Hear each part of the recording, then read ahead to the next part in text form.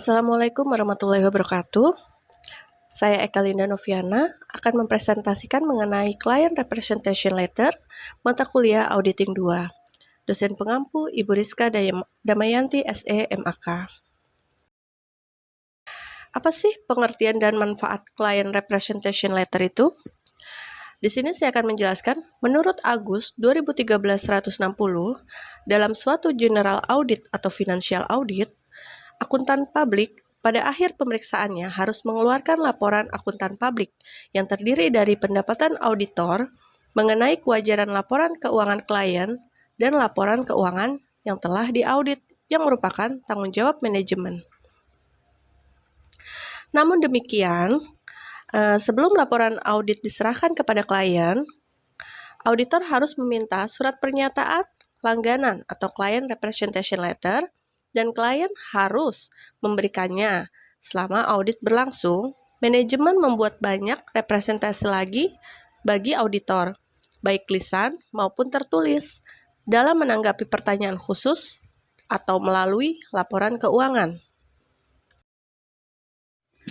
IAPI menyatakan dalam Standar Profesional Akuntan Publik atau PSA nomor 17 bahwa CRL umumnya meliputi hal-hal sebagai berikut. Yang pertama, tersedianya catatan, keuangan dan data yang berkaitan.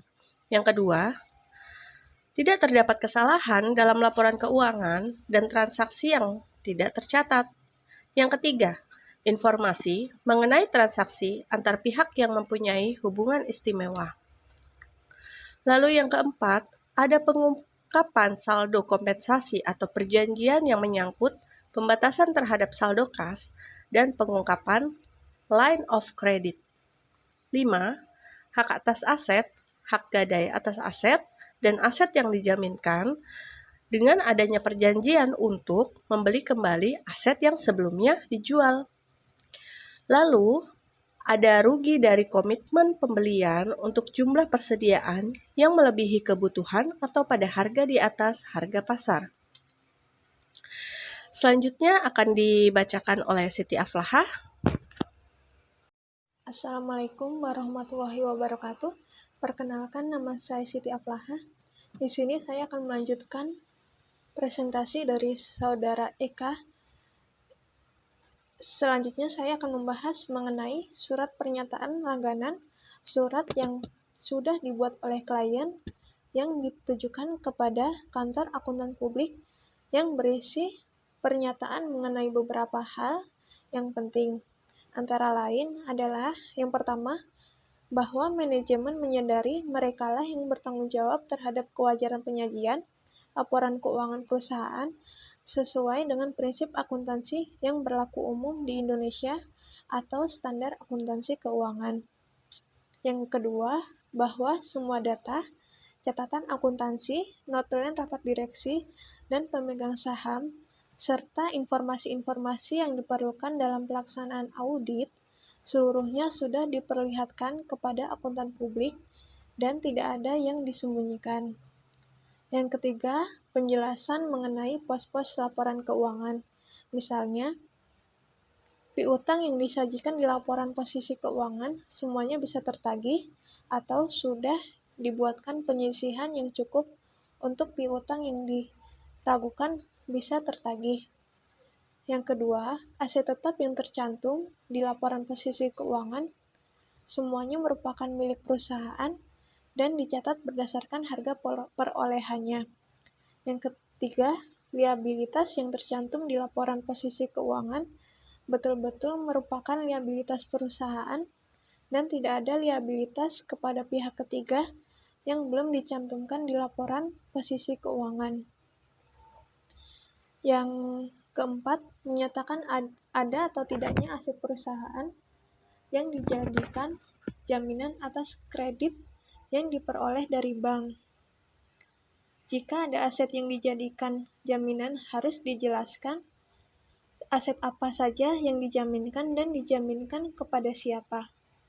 Yang kelima, menyatakan ada atau tidaknya kewajiban bersyarat atau contingent liability per tanggal laporan posisi keuangan.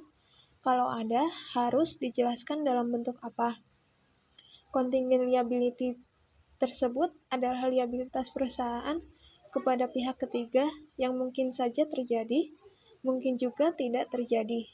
Tergantung pada kejadian di periode yang akan datang, kontingen liability bisa berasal dari pendiskontoan wesel tagih. Yang keenam, menyatakan ada atau tidaknya transaksi hubungan istimewa atau related party transaction dengan perusahaan induk atau holding company atau perusahaan afiliasi. Jika ada hubungan transaksi istimewa, misalnya dalam bentuk pembelian atau penjualan barang dagangan antar perusahaan dalam satu grup, maka harus dinyatakan bahwa transaksi tersebut dilakukan dengan harga pasar yang wajar atau arm's length transaction, dan harus dijelaskan juga berapa jumlah transaksi tersebut. Yang ketujuh, menyatakan ada atau tidaknya kejadian penting sesudah tanggal laporan posisi keuangan yang mempunyai pengaruh yang penting atau material terhadap kewajaran laporan keuangan. Misalnya, terjadinya kebakaran sesudah tanggal posisi keuangan, namun sebelum laporan akuntan tersebut diterbitkan. Selanjutnya, manfaat client representation letter. Menurut Agus, tahun 2013, ayat 161, manfaat client representation letter bagi kantor akuntan publik sangat besar sekali. Misalnya, jika ternyata klien tidak mencatat transaksi perusahaan secara keseluruhan, atau ada bukti-bukti yang disembunyikan, atau tidak diperlihatkan kepada kantor akuntan, sehingga ada pihak-pihak yang menggunakan laporan keuangan klien dan merasa dirugikan lalu mengajukan tuntutan kepada akuntan publik di pengadilan. Selanjutnya yaitu masuk ke dalam isi client representation letter. Kurang lebih ada 18 isiannya dan saya akan membahas satu persatu di sini. Menurut Agus, client representation letter itu umumnya meliputi hal-hal berikut jika dimungkinkan. Jadi yang poin pertama adalah pengakuan manajemen mengenai tanggung jawabnya untuk menyajikan laporan keuangan secara wajar. Yang kedua ada tersedianya catatan keuangan dan data yang berkaitan. Yang ketiga ada kelengkapan dan tersedianya semua notulen, rapat pemegang saham, direksi, dan dewan komisaris. Yang keempat ada tidak terdapat kesalahan dalam laporan keuangan dan transaksi yang tercatat. Selanjutnya ada ketidakpatuhan dengan pasal-pasal perjanjian kontrak yang mungkin berdampak terhadap laporan keuangan. Lalu informasi mengenai transaksi antara pihak yang memiliki hubungan istimewa dan piutang atau liabilitas antar pihak yang memiliki hubungan istimewa. Selanjutnya ada informasi mengenai peristiwa kemudian, lalu masuk ke ketidakberesan yang melibatkan manajemen dan karyawannya, lalu ada komunikasi dari instansi pemerintah mengenai ketidakpatuhan terhadap atau kelemahan dalam praktik laporan keuangan, lanjutnya ada rugi dari komitmen penjualan, lalu ada pengurangan kelebihan atau keusangan persediaan yang menjadi nilai yang dapat direalisasikan, lalu ada rencana atau maksud yang mungkin akan mempengaruhi nilai atau klasifikasi aset. Lanjut lagi ke perjanjian untuk membeli kembali aset yang sebelumnya telah dijual. Lalu ada hak atas aset, hak gadai atas aset, dan aset yang dijaminkan. Lalu ada pengungkapan saldo kompensasi atau perjanjian yang menyangkut pembatasan terhadap saldo kas, dan pengungkapan line of credit atau perjanjian yang serupa. Masuk ke kewajiban laba atau rugi yang bersyarat yang harus diungkapkan. Lalu ada rugi dari komitmen pembelian untuk jumlah persediaan yang melebihi kebutuhan atau pada harga di atas harga pasar. Yang terakhir yaitu ada kemungkinan pelanggaran hukum yang dampaknya harus dipertimbangkan untuk diungkapkan dalam laporan keuangan atau sebagai dasar untuk mencatat rugi yang bersyarat. Demikian presentasi dari kelompok 4 tentang client representation letter.